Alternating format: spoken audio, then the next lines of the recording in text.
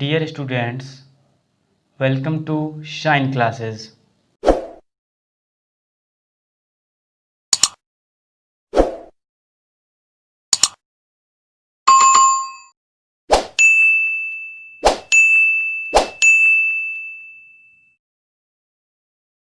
आज की क्लास में हम लोग क्लास 10th के chapter number 1 real number exercise 1.2 के एग्जाम्पल्स और कुछ बेसिक कॉन्सेप्ट को समझेंगे। तो चलिए क्लास को शुरू करते हैं। तो उससे पहले हम लोग कुछ बेसिक कॉन्सेप्ट समझ लेते हैं।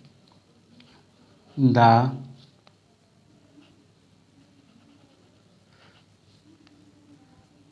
फंडामेंटल थ्योरम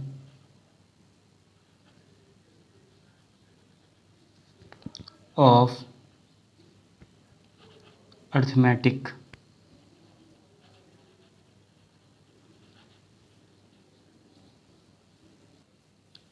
तो इसका each composite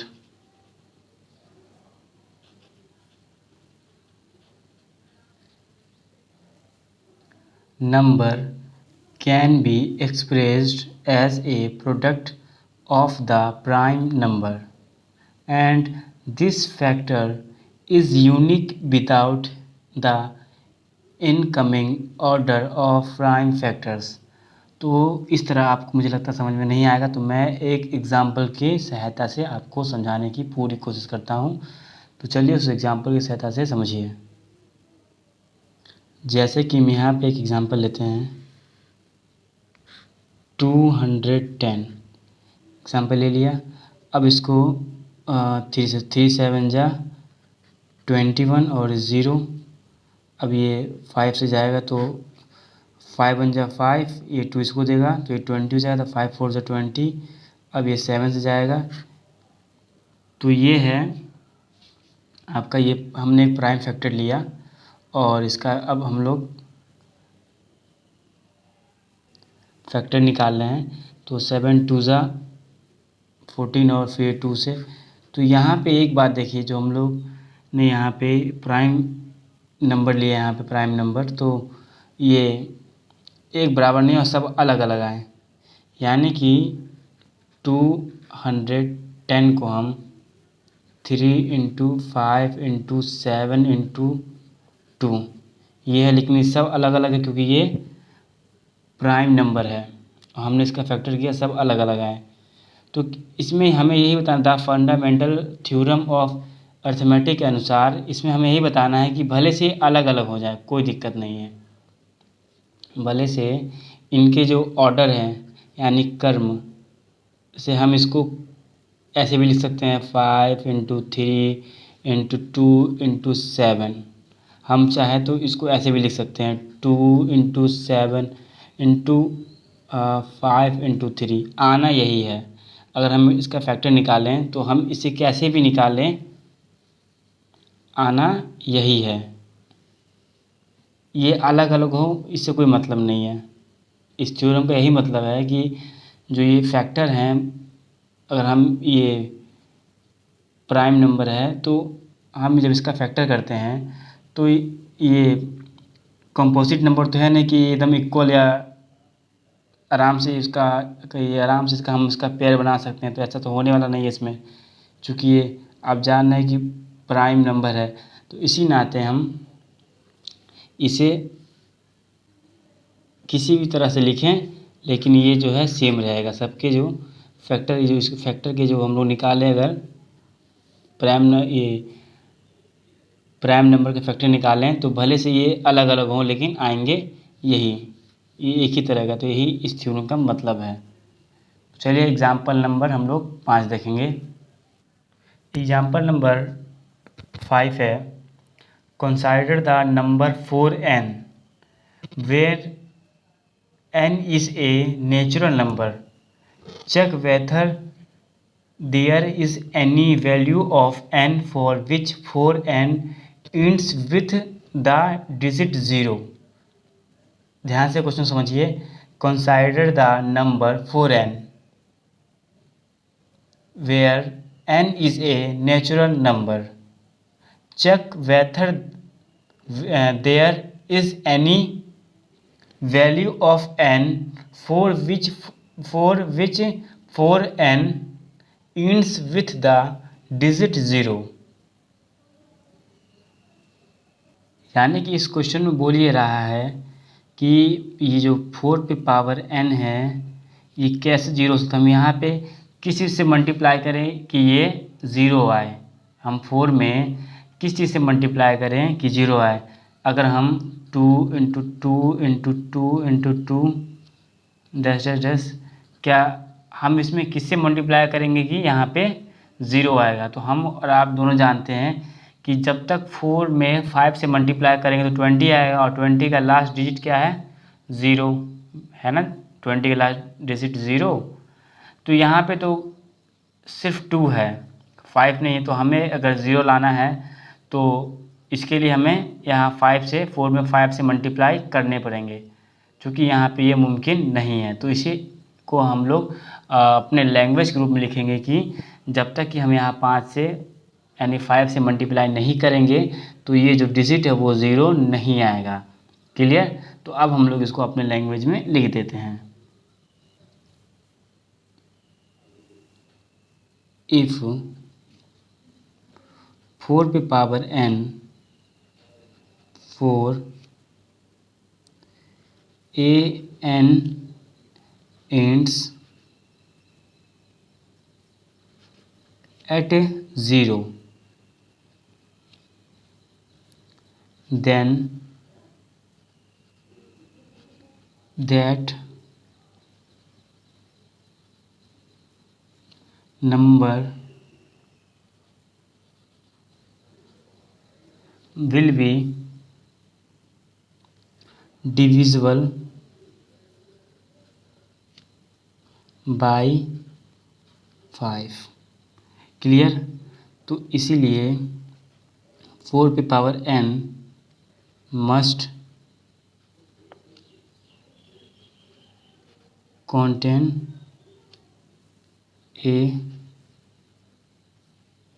prime factor 5 element.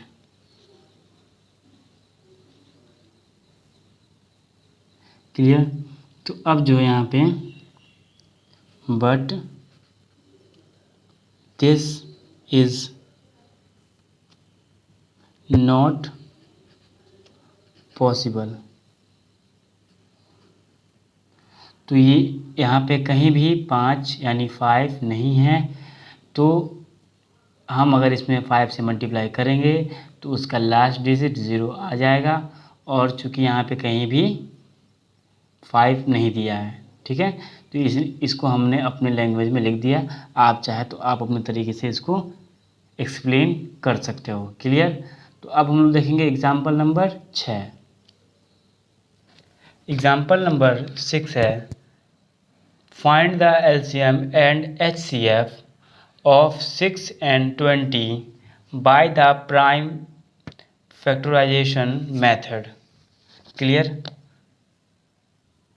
तो एग्ज़ाम्पल नंबर 6 का सॉल्यूशन है कि क्या दिया है, 6 दिया है, तो 2 3 जा 6 और 3 1 जा 3, तो जो 6 इक्वल टू 2 इंटू 3 आएगा। क्लियर। अब 20 दिया है, तो 2 10 जा 20, 2 5 जा 10 और 5 1 जा 5। क्लियर। तो यहाँ पे 20 का हो जाएगा 2 इंटू 2 इंटू 5, और हम इसको ये 2 पे पावर 2 इंटू 5 भी लिख सकते हैं। क्लियर। तो यहाँ पे हमें एचसीएफ अलग करना है, यहाँ पे एचसीएफ हमें अलग करना है। तो यहाँ भी एक 2 है और यहाँ भी एक 2 है, दोनों में 2 अवेलेबल है, तो यहाँ पे 2 हो जाएगा। और एलसीएम देखें तो जो सबसे बड़ी पावर होती है, यानी जो सबसे बड़ी पावर क्या है, 2 पे पावर 2 यहाँ लिख देंगे। उसके बाद 3 है, उसके बाद 5 है। इस 2 को नहीं लिखेंगे, इस 2 को, जो सबसे बड़ी पावर है उसके बाद 3 है, उसके बाद 5 है। तो 2 2 जा 4, 4 2 जा 12, 12 5 जा 60। तो यही जो है हमारा पूरा आंसर हो गया। क्लियर।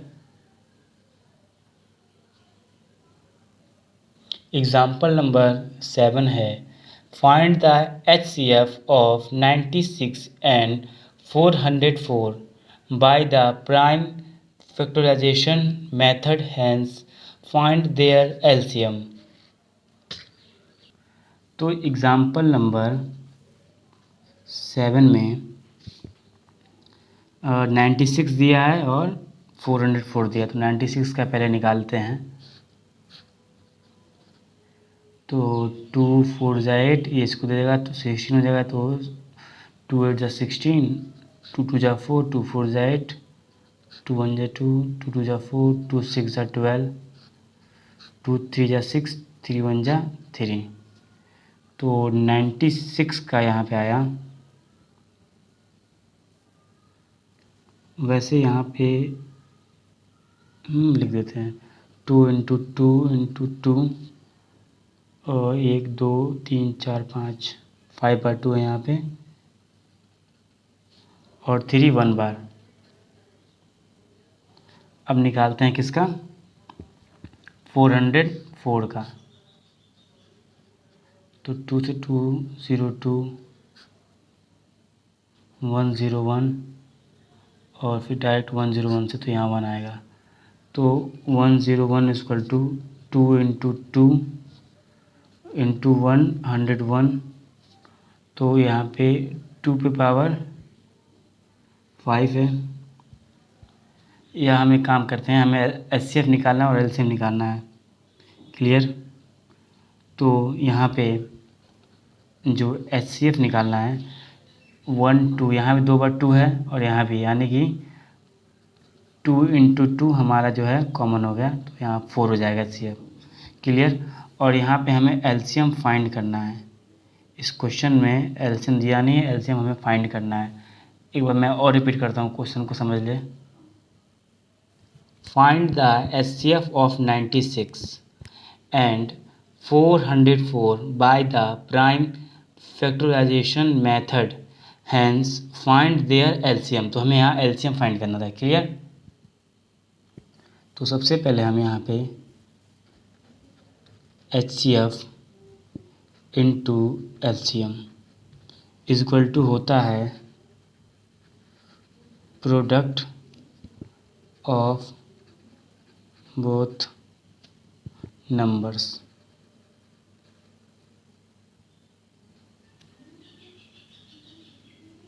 तो हमें यहाँ निकालना क्या है, LCM निकालना है। तो LCM equal to product of both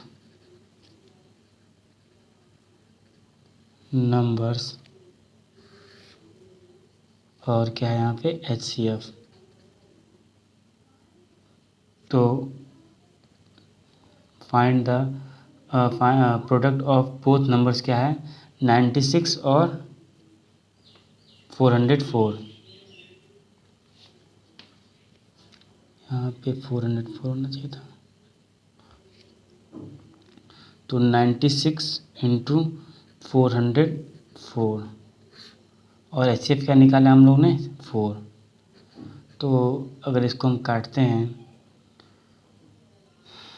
तो 4 1 जा 4 और 4 2 जा 8, ये कैरी इसको तो 16 हो गया। तो 4 4 जा 16, तो 24 और 404 को हम लोग मल्टीप्लाई करेंगे तो यहाँ पे आएगा 96 और 96। ये हमारा क्या हो गया, आंसर हो गया। क्लियर। एग्जाम्पल नंबर 8 है, find the HCF and LCM of 6 72 and 120 using the prime factorisation method. तो एग्जाम्पल नंबर